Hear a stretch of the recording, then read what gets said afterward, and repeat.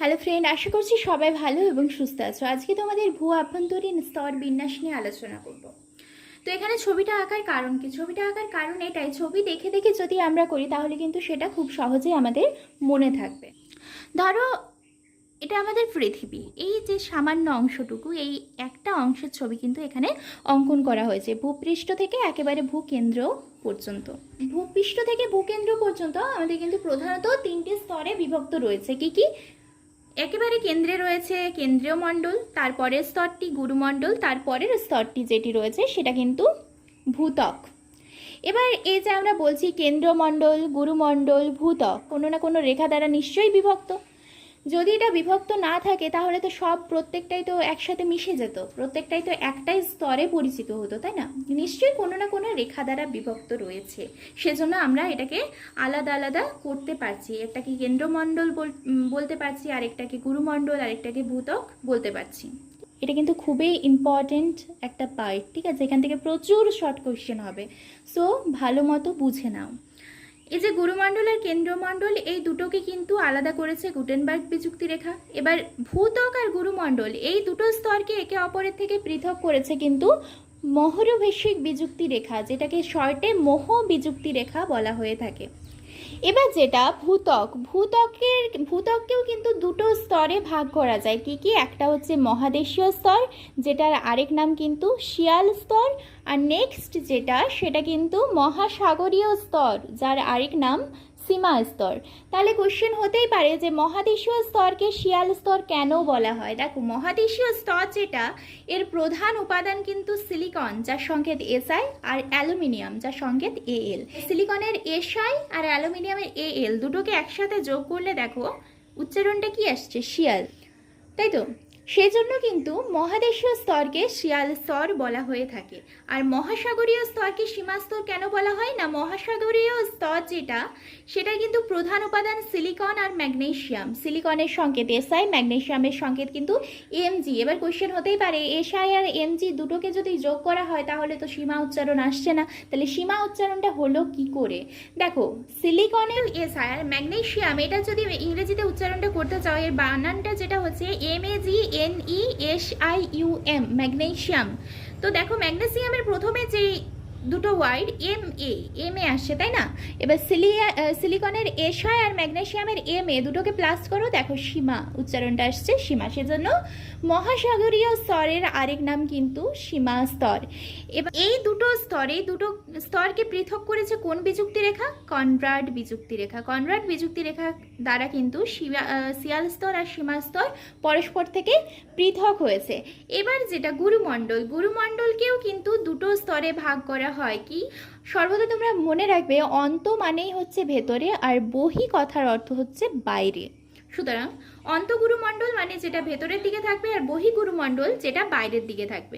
তো অন্তগুরুমণ্ডল আর বহিগুরুমণ্ডল এই দুটোকে পরস্পর থেকে পৃথক করেছে কিন্তু রেপিটটি বিযুক্তি রেখা। নেক্সট যেটা কেন্দ্রীয় মণ্ডল, এটা কিন্তু এটাও দুটো ভাগে বিভক্ত। একটা ভেতরের দিকে যেটা রয়েছে সেটা অন্তঃকেন্দ্রীয় মণ্ডল, যেটা বহি পৃষ্ঠে রয়েছে বাইরের দিকে যেটা রয়েছে সেটা কিন্তু বহিকেন্দ্রীয় মণ্ডল। আর এই দুটো স্তরকে পরস্পরের থেকে পৃথক করেছে লেহম্যান বিযুক্তি রেখা, বা কোনো কোনো বইতে লেমেন বিযুক্তি রেখাও রয়েছে। এবার দেখো, এই স্তরগুলির সম্বন্ধে আলোচনা। তোমরা যদি এই কোশ্চেনটুকু ঠিকমতো বুঝতে পারো, অনেক কোশ্চেন হতে পারে যে মহাদেশীয় স্তর এবং মহাসাগরীয় স্তর এদেরকে পরস্পর থেকে বিভক্ত করেছে কোন বিযুক্তি রেখা, তখন কিন্তু অনেকগুলো চারটা অপশন দিয়ে দেবে, চারটার মধ্যে তোমার যেটা সঠিক অ্যান্সার কিন্তু চুজ করতে হবে। এবার এরকমও কোশ্চেন হতে পারে যে ভূত্বক আর গুরুমণ্ডল এই দুটোকে পরস্পর থেকে পৃথক করেছে কোন বিযুক্তি রেখা? এই যে মোহ বিযুক্তি রেখা, যেটার পুরো নাম মহরভেশিক বিযুক্তি রেখা। দেখো, আলাদা আলাদা কালার করে বোঝানোর চেষ্টা করেছি, আই হোপ বুঝতে পারছো সবাই। এবার স্তরগুলো সম্বন্ধে আলোচনা করব। শিয়াল বা মহাদেশীয় স্তর, যার আরেক নাম ফেলসিক স্তর। এবার মহাদেশীয় স্তর এর আরেক নাম শিয়াল কেন হলো সেটা আমি আগেই বললাম। ঠিক আছে। এর প্রধান উপাদান যেহেতু সিলিকন আর অ্যালুমিনিয়াম, সেজন্য কিন্তু মহাদেশীয় স্তরের আরেক নাম শিয়াল স্তর। নামকরণে যেটা বলা হয়েছে, এই স্তরটি সিলিকন আর অ্যালুমিনিয়াম দ্বারা গঠিত, সেজন্য এর নাম কিন্তু শিয়াল। এবার যদি এর অবস্থান জিজ্ঞাসা করে, অবস্থান কিন্তু সবচেয়ে ওপরের স্তর। দেখ, শিয়াল স্তর কিন্তু যতগুলো স্তর রয়েছে সবার থেকে ওপরে রয়েছে শিয়াল স্তর। ঠিক আছে। হ্যাঁ, আরেকটা কথা বলে দিই, এখানে যেটা ভূত্বকের আরেক নাম কিন্তু শিলামণ্ডল। ঠিক আছে, কেন্দ্রীয় মণ্ডল, গুরুমণ্ডল আর শিলামণ্ডল। শিলামণ্ডল বা ভূত্বক মানে শিলামণ্ডলও যায় আর ভূত্বকও একই জিনিস। এবার শিলার প্রকৃতি। শিয়াল স্তরের শিলার প্রকৃতি কেমন? গ্রানাইট জাতীয় শিলা হয়, গভীরতা প্রায় 30 থেকে 60 কিলোমিটার, ঘনত্ব 2.4 গ্রাম পার ঘনসেমি। এটা মনে রাখবে, এটা কিন্তু সব থেকে ভূত্বকের সব থেকে ওপরের স্তর কিন্তু শিয়াল স্তর। এবার যেটা সীমা স্তর বা মহাসাগরীয় স্তর, এটার আরেক নাম কিন্তু ম্যাফিক স্তর। এবার মহাসাগরীয় স্তরের আরেক নাম সীমা স্তর হলো কেন, এটা আগেও বলেছি এখনো বলছি, যেহেতু এর উপাদান সিলিকন আর ম্যাগনেসিয়াম, সেজন্য কিন্তু আরেক নাম সীমা স্তর। এর অবস্থান কি? শিয়াল স্তরের নিচে। দেখো ছবিটা দেখলে বুঝতে পারবে, শিয়াল যে স্তরটি রয়েছে, শিয়াল স্তরের পরের স্তরটি কিন্তু সীমা স্তর। ঠিক আছে, এর অবস্থান শিয়াল স্তরের নিচে আর গুরুমণ্ডলের বহিঃগুরুমণ্ডলের ওপরে। বা তোমরা এভাবেও বলতে পারো যে মহরভেশিক বিযুক্তি রেখার ওপরে এবং কনরাড বিযুক্তি রেখার নিম্নে যে স্তরটি রয়েছে সেটাই কিন্তু সীমা স্তর। বা এভাবেও বলতে পারো বহিঃগুরুমণ্ডলের ওপরের স্তর এবং শিয়াল স্তরের নিচের স্তরটি হলো মহাসাগরীয় স্তর বা সীমা স্তর। তাহলে এর গভীরতা কত? এর গভীরতা হচ্ছে 5 থেকে 7 কিলোমিটার। শিলার প্রকৃতি আগেরটাই গিয়েছিল, বা মহাদেশীয় স্তরের শিলার প্রকৃতি হচ্ছে গ্রানাইট জাতীয় শিলা, আর এটাতে যেটা মহাসাগরীয় স্তর বা সীমা স্তরের প্রকৃতি হচ্ছে আগ্নেয় শিলা বা ব্যাসাল্ট জাতীয়। ঠিক আছে, মানে ব্যাসাল্ট জাতীয় লিখিয়ে দিচ্ছি, ব্যাসাল্ট জাতীয় শিলা। তাহলে এই স্তরের ঘনত্ব কত? 2.9 গ্রাম পার ঘনসেমি। নেক্সট দেখো, গুরুমণ্ডলকে সংজ্ঞা যদি বলতে চাই, সাধারণত ভূ অভ্যন্তরে অবস্থিত মহরভেশিক বিযুক্তি তল থেকে 2891 কিলোমিটার গভীরতা পর্যন্ত যে স্তরটি রয়েছে সেটা কিন্তু গুরুমণ্ডল স্তর নামে পরিচিত। ছবিটা একবার দেখে নাও, এই যে মহরভেশিক বিযুক্তি রেখা বা মহ বিযুক্তি রেখা থেকে কিন্তু গুটেনবার্গ বিযুক্তি রেখা পর্যন্ত যে স্তরটি রয়েছে সেটা কিন্তু গুরুমণ্ডল। এটা পুরোটা নিয়ে গুরুমণ্ডল। এবার গুরুমণ্ডলকে দুটো স্তরে ভাগ করেছে, বহিঃগুরুমণ্ডল আর অন্তঃগুরুমণ্ডল। হোপ বুঝতে পারছো তোমরা। এর যদি বৈশিষ্ট্য বলতে চাই তাহলে কিন্তু নামকরণ, ম্যান্টল শব্দটি ভূবিজ্ঞানী গিলবার্ট প্রথম ব্যবহার করেছেন। এই স্তরটি পাইরোস্ফিয়ার নামেও পরিচিত। আবার গুরুমণ্ডলকে কিন্তু আল্ট্রাম্যাফিক স্তরও বলা হয়ে থাকে। অবস্থান আর গভীরতা বিষয়ে যদি জানতে চাও তাহলে এই স্তরটি ভূত্বকের নিচে প্রায় 2891 কিমি গভীরতা পর্যন্ত কিন্তু বিস্তৃত। গাঠনিক উপাদান অলভিন রয়েছে, পাইরোক্সিন, এগুলো দ্বারা গঠিত। এবার বহিঃগুরুমণ্ডল কি? বহিঃগুরুমণ্ডল মহারভেশিক বিযুক্তি রেখা থেকে প্রায় 1000 কিমি গভীরতা পর্যন্ত ক্রোমিয়াম, এফি মানে হচ্ছে লোহা, এসআই সিলিকন ও ম্যাগনেসিয়াম সমৃদ্ধ গুরুমণ্ডলের বাইরের স্তরটিকে কিন্তু বহিঃগুরুমণ্ডল বলা হয়। যেহেতু দেখো এটা ক্রোমিয়াম, তারপরে হচ্ছে এফি মানে হচ্ছে লোহা, এসআই মানে হচ্ছে সিলিকন, এমজি মানে হচ্ছে ম্যাগনেসিয়াম, এগুলো দ্বারা গঠিত। প্রত্যেকটার সাথে প্রত্যেকটাকে যোগ করো, chromium plus Fe plus Si plus magnesium, এটা প্রত্যেকটাকে যদি তোমরা যোগ করো তাহলে দেখো উচ্চারণটা আছে ক্রোফেসিমা। সি আর ক্রো, এফি ফে, SI C R M A মা, ক্রোফেসিমা। ক্রোফেসিমা সেজন্য কিন্তু বহিঃগুরুমণ্ডলের আরেক নাম ক্রোফেসিমা। আর অন্তঃগুরুমণ্ডল যেটা, অন্তঃগুরুমণ্ডল কিন্তু বহিঃগুরুমণ্ডলের নিচে 1000 কিমি গভীরতা থেকে প্রায় 2891 কিলোমিটার গভীরতা পর্যন্ত যে স্তরটি বিস্তৃত অবস্থান করছে সেটা কিন্তু অন্তঃগুরুমণ্ডল।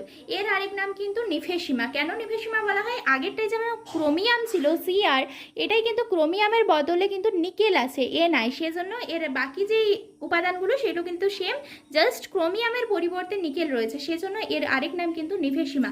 এগুলোকে প্রত্যেকটাকে অ্যাড করো, নিকেল রয়েছে এনআই প্লাস লোহা রয়েছে এফি প্লাস সিলিকন রয়েছে এসআই প্লাস ম্যাগনেসিয়াম রয়েছে এমজি, তাহলে Ni Fe Si Mg, Mg actually এটা এমএ হবে, ঠিক আছে, ম্যাগনেসিয়াম মানে হচ্ছে এমএ। তো প্রত্যেকটাকে যদি অ্যাড করা হয় তাহলে আমাদের উচ্চারণটা আসছে কিন্তু নিফেসিমা। সো সেই জন্য কিন্তু এই অন্তঃগুরুমণ্ডল এর আরেক নাম নিফেসিমা স্তর। হোপ ক্লিয়ার হবে। ভূ অভ্যন্তরে যে অ্যাস্তনোস্ফিয়ার স্তরটি রয়েছে সেটা ক্ষুব্ধ মণ্ডল বলা হয়ে থাকে। ঠিক আছে, এটা কিন্তু পুরো একটা ম্যাগমা দ্বারা গঠিত স্তর। এবার যেটা কেন্দ্রীয় মণ্ডল, কেন্দ্রীয় মণ্ডল হচ্ছে আমরা দেখলাম যে অন্তঃগুরু মণ্ডল মানে হচ্ছে গুরুমণ্ডল একেবারে শেষ স্তরটা যেটা রয়েছে 2891 কিলোমিটার পর্যন্ত যেটা বিস্তৃত। কেন্দ্রীয় মণ্ডল যেটা কেন্দ্রমণ্ডল কিন্তু 2891 কিলোমিটার থেকে 6371 বা কোনো কোনো বইতে 6372ও থাকে। এই গভীরতা পর্যন্ত যে স্তরটা রয়েছে এটা কিন্তু একেবারে পৃথিবীর কেন্দ্র। ঠিক আছে, 6371 বা কোনো কোনো বইতে 72 থাকে, এটা কিন্তু একেবারে পৃথিবীর কেন্দ্রের যে কোশ্চেনটা। তো এই যে গভীরতা এটা কিন্তু কেন্দ্রীয় মণ্ডল। এবার কেন্দ্রীয় মণ্ডলও দুটো পার্টে বিভক্ত, অন্তঃকেন্দ্রীয় মণ্ডল আর একটা হচ্ছে বহিঃকেন্দ্রীয় মণ্ডল। এর বৈশিষ্ট্য কি, ঘনত্ব সব থেকে বেশি, আর এর উষ্ণতা কিন্তু এই স্তরের উষ্ণতা 6000 ডিগ্রি সেলসিয়াস, এর চাপ কিন্তু 3500 কিলোবার, বিস্তারটা প্রথমেই আমি বলে দিলাম। এবার কেন্দ্রমণ্ডল, এটাও কিন্তু বহিঃকেন্দ্রমণ্ডল, অন্তঃকেন্দ্রমণ্ডল এভাবে বিভক্ত রয়েছে। নেক্সট যেটা আলোচনা বিষয় সেটা হচ্ছে বিযুক্তি রেখাগুলো সম্বন্ধে। যেহেতু তোমাদের ফার্স্ট সেমিস্টার পুরোটা এমসিকিউ ভিত্তিক কোয়েশ্চেন হবে, সেজন্য কিন্তু এমনিতে তো এসএকিউ মানে সংজ্ঞা টঙ্গা এসব কিছু তো আসবে না, জাস্ট জিনিসটা বুঝে নাও, খুব করতে পারবে সব। যেমন বহিঃকেন্দ্র মণ্ডল আর অন্তঃকেন্দ্রীয় মণ্ডল, এদের দুজনকে পৃথক করেছে কোন বিযুক্তি রেখা? তখন অ্যান্সার লেহম্যান বিযুক্তি রেখা বা লেম্যান বিযুক্তি রেখা। ঠিক আছে, ওখানে অপশানে যেটা দেওয়া থাকবে সেটা টিকমার্ক করবে। কোনো কোনো বইতে লেহম্যান, এখানে একটা হ যোগ থাকে, কোনো কোনো বইতে কিন্তু লেম্যান বিযুক্তি রেখাও থাকে। আবার একবার বলে দিই, এই কোশ্চেনটা কিন্তু VVI question, very very important, খুব ইম্পর্টেন্ট একটা জায়গা। ঠিক আছে, এই জায়গাটা তোমরা খুব মন দিয়ে করে নাও, বুঝে নিয়েছো নিশ্চয়ই জিনিসটা বুঝে নাও। দেখো, ভূত্বক আর গুরুমণ্ডল এটা দুটোকে পৃথক করেছে মোহরভিষিক বিযুক্তি রেখা। গুরুমণ্ডল আর কেন্দ্রমণ্ডল দুটোকে পৃথক করেছে কিন্তু এই যে গুটেনবার্গ বিযুক্তি রেখা। এবার এই ভূত্বককে দুটো স্তরে বিভক্ত, মহাদেশীয় স্তর, মহাসাগরীয় স্তর, এই দুটোকে পৃথক করেছে কনরাড বিযুক্তি রেখা। গুরুমণ্ডল দুটো স্তরে বিভক্ত, বহিঃগুরুমণ্ডল, অন্তঃগুরুমণ্ডল, যেটাকে পৃথক করেছে কিন্তু রেপিট্টি বিযুক্তি রেখা। এবার কেন্দ্রীয় মণ্ডল যেটা বহিঃকেন্দ্রমণ্ডল, অন্তঃকেন্দ্রীয় মণ্ডল দুটোকে পৃথক করেছে লেহম্যান বিযুক্তি রেখা বা লেম্যান বিযুক্তি রেখা।